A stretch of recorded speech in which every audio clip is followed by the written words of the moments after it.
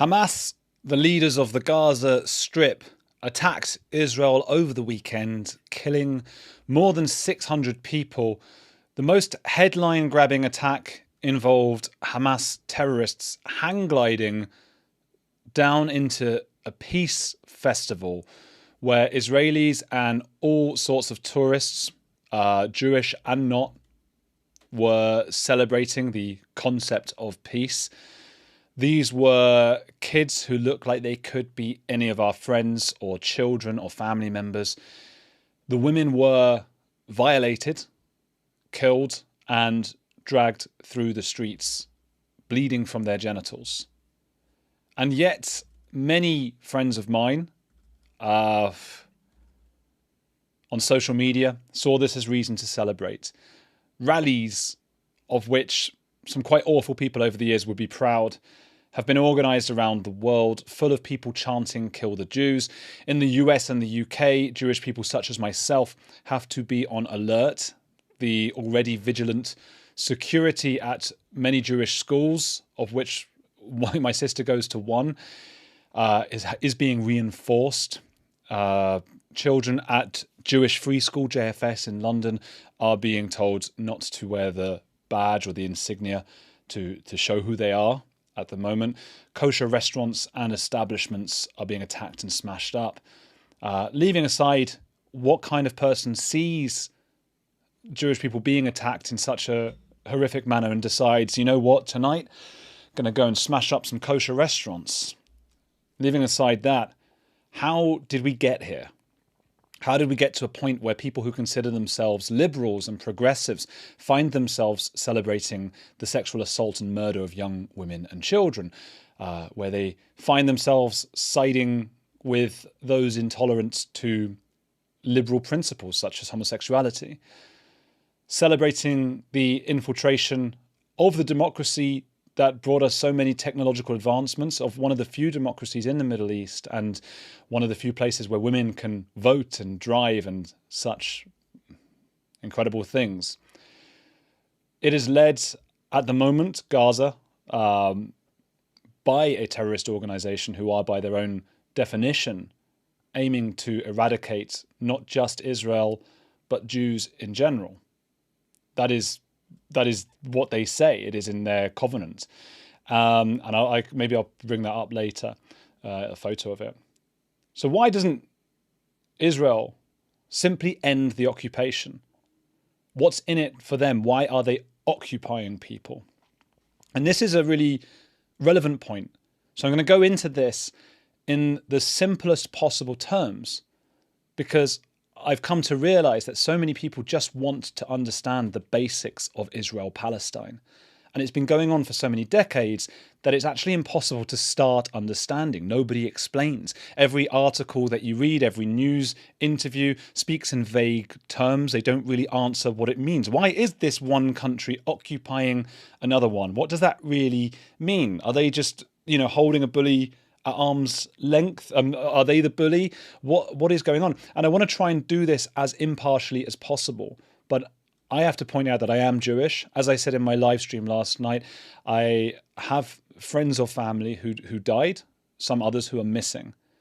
My family have been in tears the last few days.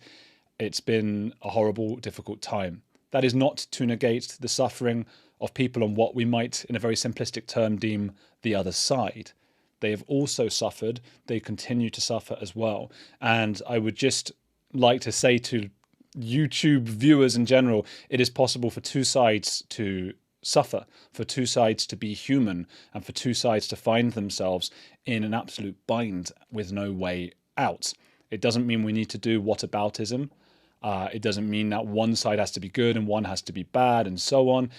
This is very, very, very complicated. So, like I say, I want to start here. It's one of the few things where I really do know a bit about it. And as a last reminder, I won't keep going into this. I am biased, and you might want to hear from somebody with a different family background, a different group of friends, a different story, who might have facts that come from different historians. Yes, facts may not care about your feelings, but history isn't just written by the victor, it's written by all sorts of different people with different ideologies. My understanding is that in the aftermath of World War II and the Holocaust, there was a growing consensus among world powers about the need for a Jewish homeland. The British had controlled Palestine under a League of Nations mandate since the end of World War I, which is ridiculous in the first place, but that's how things were back then. Doesn't excuse it. Tensions between Jewish and Arab populations had been escalating for decades, though, and in 1947, the United Nations approved a partition plan that divided the region into separate Jewish and Arab states, with Jerusalem as an international city. However, following the plan's approval, Israel declared its independence. That's May the 14th, I think, 1948, something like that. The next day, all the neighbouring Arab states around it invaded at once, leading to the very first Arab-Israeli war. Israel not only survived, but also expanded its territory. It claimed back parts, I suppose, as an aggressive warning not to invade it again. You can think of that as you will. That is one of the major talking points. Israel defended itself in the war, won the war, and then took further bits of land. Is that good? Is that bad? I don't know. Over the years, through wars and peace agreements, the boundaries of Israel have changed, but the 1947 UN decision was pivotal in its establishment. Over the years, there have been many disagreements, wars and such, and it appears now we have Gaza and the West Bank, which are two parts within the country which is either, Israel or Palestine or whatever you want to call it. These are two parts that are currently where Palestinians live. One of them is Gaza. That is where we have the issue right now with Hamas, who is a terrorist organization who has set out to rid the world of Jews. Now, nothing is simple. Every action has a reaction. At the moment, these are people, as people point out, who have been kept in, you might call it an open-air prison. Others say, hang on, they've got lovely universities and beautiful parks and all sorts of things there. Maybe the truth is somewhere between the two. I don't know. But they're suffering. That's the point. The Palestinian people are suffering and they have no real freedom. Not freedom as we know it. So this is a very complicated and difficult subject. There is, however, in speaking about this on YouTube, on Twitter, just speaking at the water cooler, if that's still a thing that happens, a tendency for people to use hyperbole on both sides and to use language. And this is a channel, I mostly deal with cults and cult dynamics, and we know that language is pivotal in shaping minds and opinions and convincing people of certain things and making fallacies into facts just from language alone. And one such fallacy is apartheid. Often Israel is called an apartheid state. And this is complicated as well. Now, just in case, I said I was going to do this in the simplest terms for people who are not up to speed with this stuff. I imagine most people are aware of the South African apartheid, but some people might not be. And this was sort of a different tiered system in South Africa, a racist system that treated black people as a different class, and they weren't allowed to do pretty much anything that white people were allowed to do. It was a division between black and white. So when I point out that there isn't really an apartheid in Israel, people are aware that this is true. They tend to be people who are very anti-Israel. Some are just anti-Semitic. Some are both. Some are neither. Whatever. They appear to be aware that apartheid is being used in a disingenuous way. I spoke to someone yesterday who insisted that it was an apartheid, someone who's an academic. We only spoke briefly, and I think he was very well-meaning, no problems there.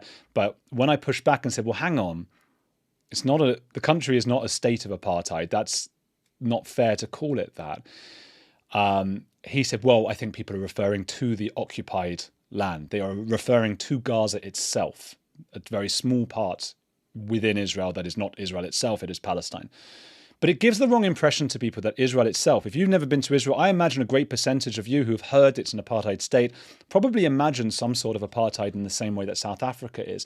And you might be imagining I don't know, Arabs at the back of the bus, or unable to vote, unable to be part of the media, unable to be celebrities and politicians. And that's simply a lie. I've been to Israel many, many times. I've seen with my own eyes. It's just totally, totally untrue. It's really strange that that myth has continued to pervade so strongly and is such an integral part of the Israel-Palestine debate, because it's just so not true. In fact, in many respects, the racial tensions are less prominent in Israel than they are in the States, than they are in the UK, because you've got Ashkenazi and Sephardic Jews who look very different in terms of their skin color. So there is much more of an acceptance that everybody in every different strata of society is something different. There are Arabs who are also Jewish. There are Bedouins.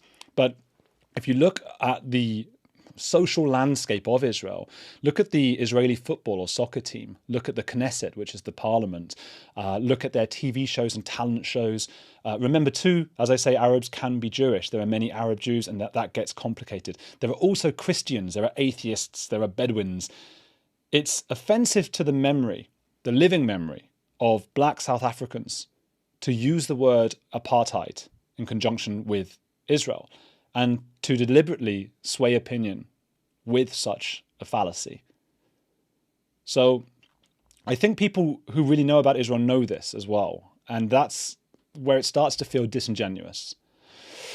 So there are, however, because I've started by saying, look, you know, it's not what you think. Israel is not what you think. It is a beautiful country. It's a mostly secular and democratic country. As I said before, it's a country where women have the vote, where everybody has the vote in Israel, and whatever. There are issues. There are things Israel has done terribly. One of the main aspects of this is just my opinion, okay? And I know, you know, whatever. But they have allowed many Israeli citizens to settle in areas that are supposed to be part of the drawn-up Palestinian area. And those settlers, from what I gather, many are ultra-Zionists, some, you know, Jewish settlers. There also appear to be many American Christian settlers who believe it's the right to a Jewish homeland or something like that, who go and they, you know, it looks like they are deliberately being provocative there.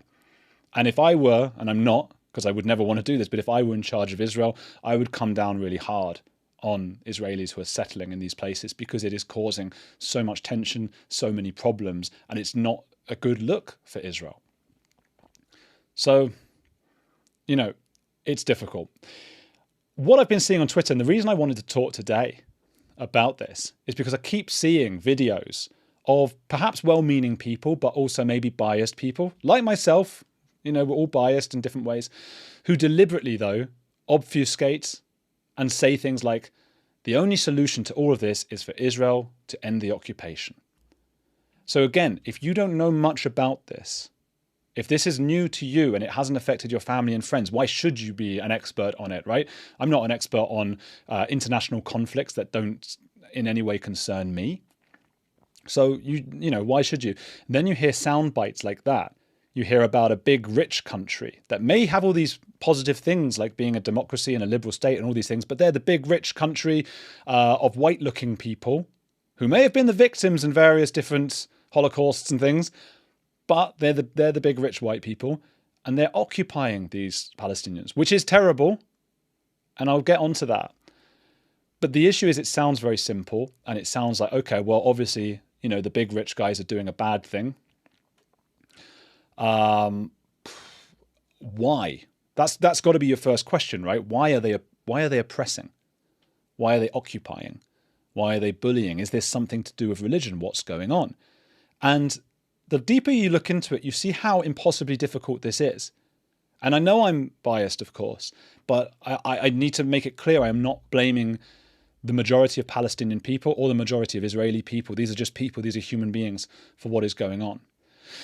But there are only certain things you can then do. And even if you blame the UN for carving up that land and giving it to Israel nearly 100 years ago, the fact is we now have to deal with a country that is Israel, that has generations of people who have been living there for nearly 100 years. And you need to sort it out. So what do? So people talk about the one-state solution. This is a solution whereby Israel and Palestine join to be one state. How that works in terms of votes and parliament and things like that is just, I have no idea.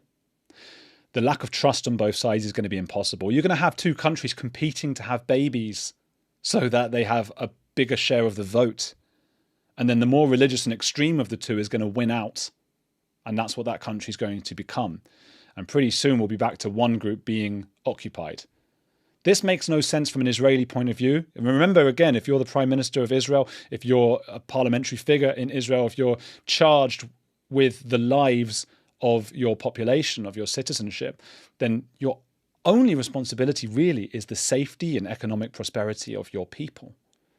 That's your main, everything else is noise. It's noise from the press, from the UN, from other countries. It's all noise because the main thing you are doing, your objective, is to look after your people.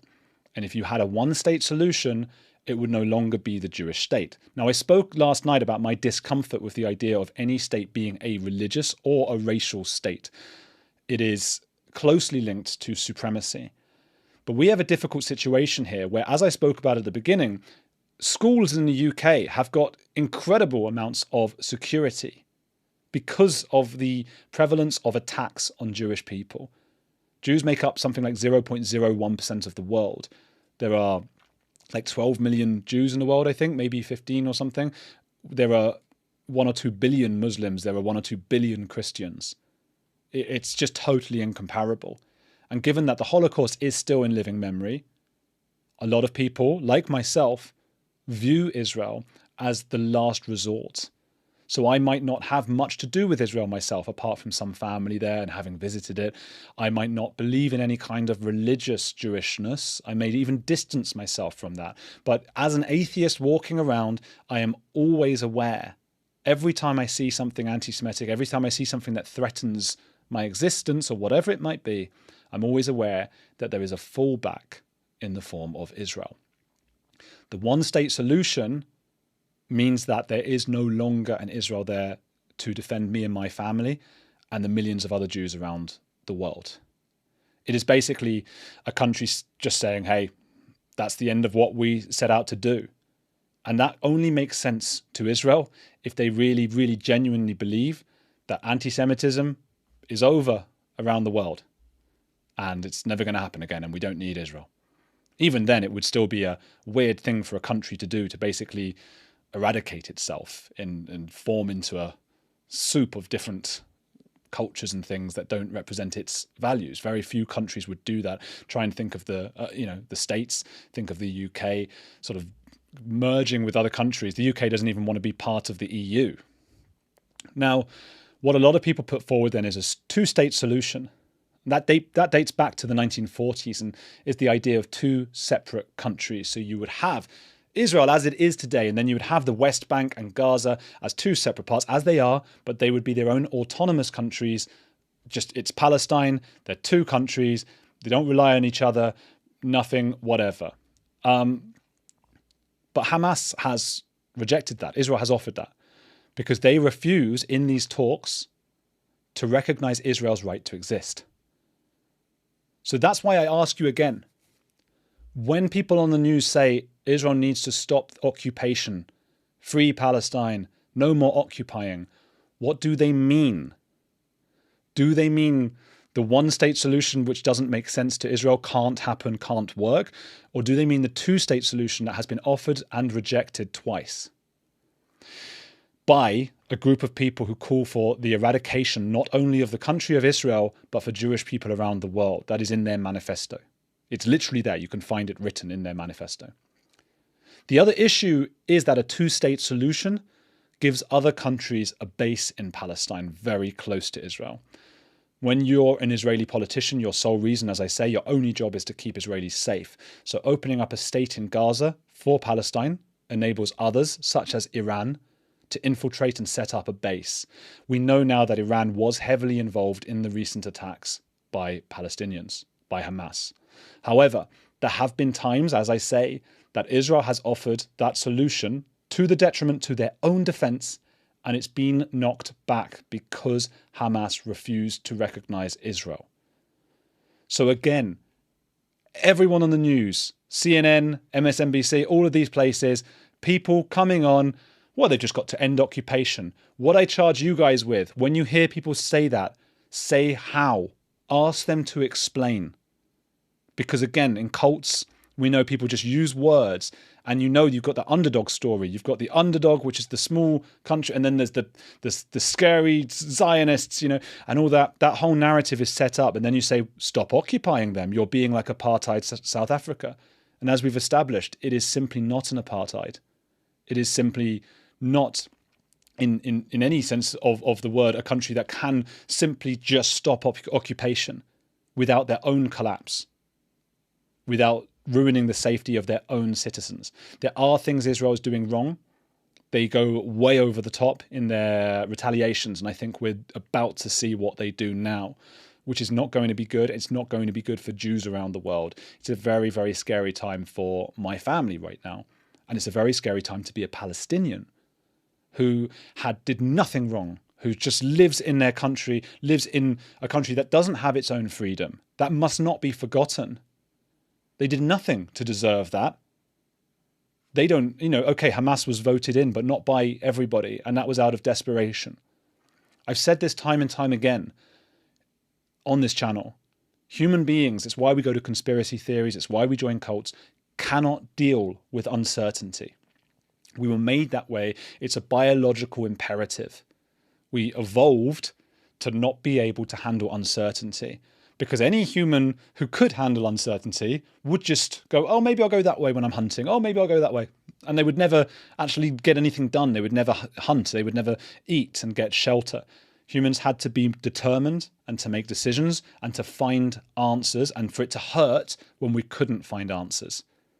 But unfortunately, there are many, many times in life where there's no straight answer. So I'm not here to tell you an answer. I don't think that there is an answer necessarily. There are ways that the two sides of this can talk to one another and try to make something happen. I can't see it happening. I don't know how it can happen, because Israel cannot just simply end occupation. It has to be done a certain way because they have interest in protecting their people. And Hamas's founding charter in 1988 called for the establishment of historic Palestine, which includes present-day Israel. One thing that could happen, Israel could decide to unilaterally withdraw from parts of the West Bank, as it did from Gaza in 2005. This would end the occupation in those areas without a negotiated agreement. But the 2005 Gaza withdrawal led to the takeover of Gaza by Hamas and subsequent conflicts. There are concerns that a unilateral withdrawal from the West Bank could have similar outcomes. A successful resolution would likely need to address the legitimate security concerns of Israel, while also ensuring the rights and self-determination of the Palestinians. And maybe that's not possible. It's just a really, really difficult one. There's no clear answer. And what I want people to come away from this with, is to think critically and to not let people get away with vague slogans. I've talked about that on this channel a lot recently. People saying things like you have to defend a certain celebrity because, trial by media, a slogan like trial by media. It sounds like, oh, wow, that sounds mad. The media can't be the trial. When you look into it on a deeper level, you start to realize the media is actually responsible for holding all sorts of elite and powerful people to account. It's what the media is actually supposed to be there for. That's just one example of a slogan we use so that we don't have to think critically. So when you hear people say, oh, Israel's an apartheid state, when you hear them say that they're like 1930s Germany, really think about what that actually means and how awful that is to say. When you hear, Israel has to just withdraw, they've just got to stop occupying, ask them, what do you mean? How would that work? And it doesn't mean these are bad people. I don't want everybody fighting in the comments in the chat and saying, oh, your side, you're defending this, you're defending that. There are a lot of people who seem to be defending some of the worst violations and disgusting things I've ever seen in the last few days. As I was saying, there was that peace festival, hang gliders coming down, having their way with all the women and children, and then, videoing them and dragging them through the streets dead. And then people's first reaction is, but stop the occupation. And I don't want you to hate those people. I want you to ask them questions very calmly and say, stop it, how? And to understand that this is a huge lack of empathy, to not care in the moment about what was done to these innocent people and to use whataboutism. But both sides do that. Human beings do that. There have been plenty of studies done on children. I talk about this a lot, where you say to these children, you're in the blue team, these ones, you're in the red team. And it has been proven that our empathy extends further towards those in our team, even though it's an arbitrary nonsense of a team. You're the blue team, you're the red team. And when you change them around, you start to empathize more with the others who are now on your team. It's just how humans work. Again, it is a biological imperative. Again, it is, you had to care more about people who were in your tribe than those in others. So don't dehumanize those who are on that other side.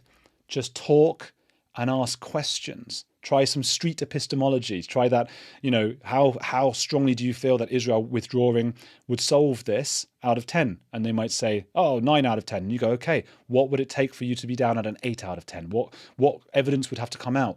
Or how would that withdrawal, how would that deoccupation look? Just ask questions and stay curious, and let's not judge each other, because we all have empathy, most of us, but we all lack empathy in certain situations, particularly when we're feeling emotional and defensive of people on our tribes. My view is a biased one. It is helping people, I hope, to at least understand what Israel is doing, why there is occupation, why they can't just leave, and how things are not always as they seem in the media. But you need to hear other voices as well, and to question them about what everything means, because people just use words and they don't always actually have that much meaning. I'm going to take questions now on locals. There's a link below. It's andrewgold.locals.com. You have to sign up, but this is going to be totally free. If it says you've got to pay, you don't. You find it's probably smaller letters or something. It is there. 10,000 people have managed to do it. There's 10,000 members, so I hope to see quite a few of you over there. Hit like on this video. Please share it around, because I want people to know about the basics of the Israel-Palestine conflict. From my perspective, it is a biased opinion, but it is a perspective I hope that is worth hearing, and I want people to hear it before they form opinions. And keep watching this channel.